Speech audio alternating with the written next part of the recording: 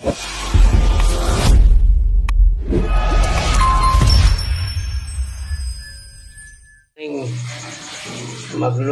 tayo ngayon ng batsoy.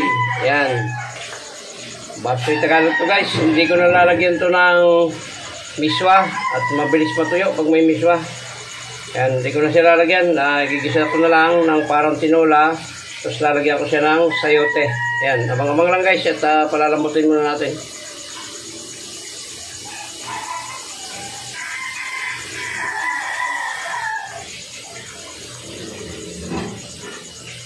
Guys, pupulahin lang natin bago natin siya gigisa.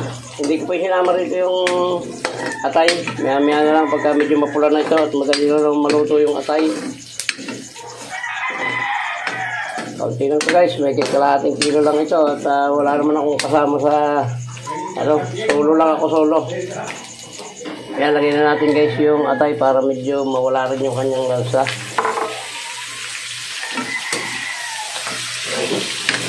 Pag mapula na ito, ay gigisahin na natin ito guys. Yun o. Mataba yung baboy. Parting ano yata ito. Parting lig yata ito. Ang kapal na taba. Yan, maya guys. Ay gigisahin natin. Ito guys, mapula na ito. Babawasan natin ng kaunting mantika bago natin gisahin. At napakadami lumabas ng mantika. Oh. Si ate Kuan, part na yata ng lig ito. Buwasan na natin ng kaunti lang bago natin gisahin. Nakakatakot sa mantikang yan. Yan, ayos yan. Yung mantika pa namang lalabas dito. Gisa na natin guys para baka wala ng battery dito. Damihan natin yung luya para luya sibuyas bawang lang to guys. Saka ito, siyempre paminta. At patis, bitsin.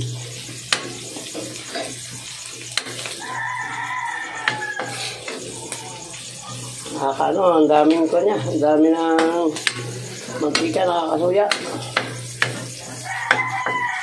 Sabayan natin itong ating bawang. Sabay-sabay na sila dyan.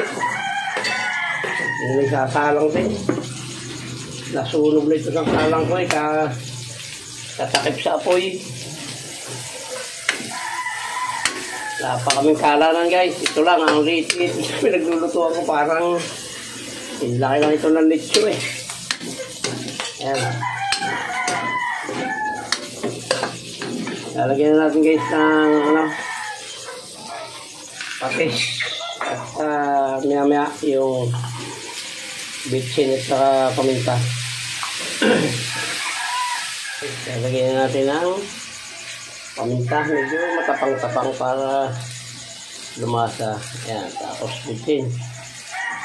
Maya-maya guys, haluin lang natin yan at maya-maya ay sasabawan na natin yan. Kaunti sabaw lang at ang dugo, alam niyo may dugo, mayroong sabaw yun.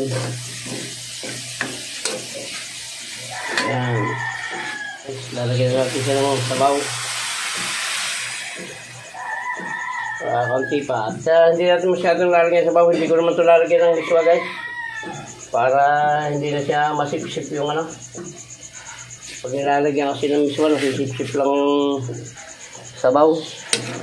Yan, okay na muna yan. Tapos ilalagay natin yung sili at sayote. Sayote ang napili kong ilagay na Yan, tapos na siling mahaba. Pero kulang pa siguro ang sabaw na ito. Pag nilagay yung dugo, baka biglang lumapot naman.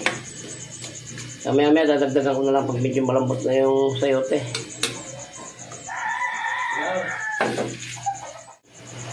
Yan guys, pulo na.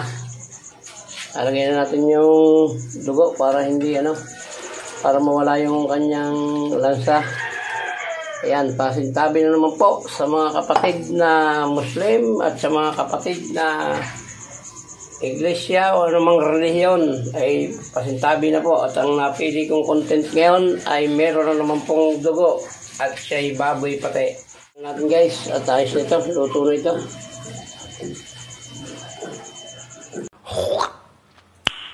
Nice.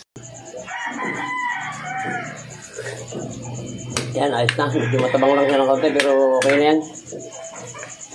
Ayan, hahawin natin ito guys at magpiprito naman tayo ng siyempre, ang katambal nito ay toyo.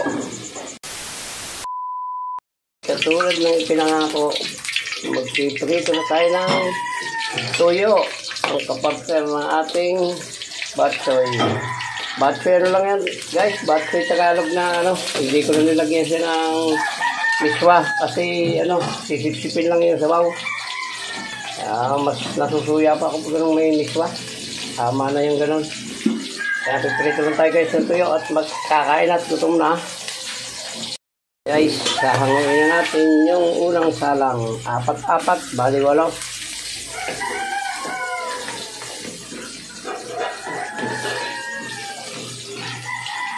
Lapit na tayo kumain. Guys, hanggang dito lang yung vlog natin sa pagpiprito ng tuyo. At ito naman alam na ninyong kainin.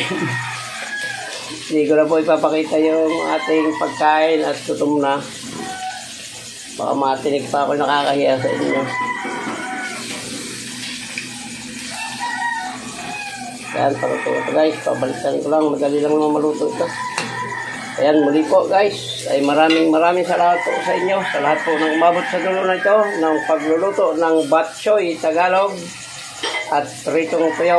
Muli po, shout out po sa inyong lahat at maraming salamat. Mabuhay po kayo at mabuhay tayong lahat. Salamat po. Hanggang dito lang po. Bye-bye na po. I love you all. Morning po muli guys. Ang menu namang itong lulutuin natin ay simple lang ito. Sarsyadong talakitok or mamsa. Iyon o. 2 gahit lang guys. At baka hindi maubos. Sayang lang. Iprito muna natin ng medyo mild lang. At mamaya natin yan gagawing sarsyado.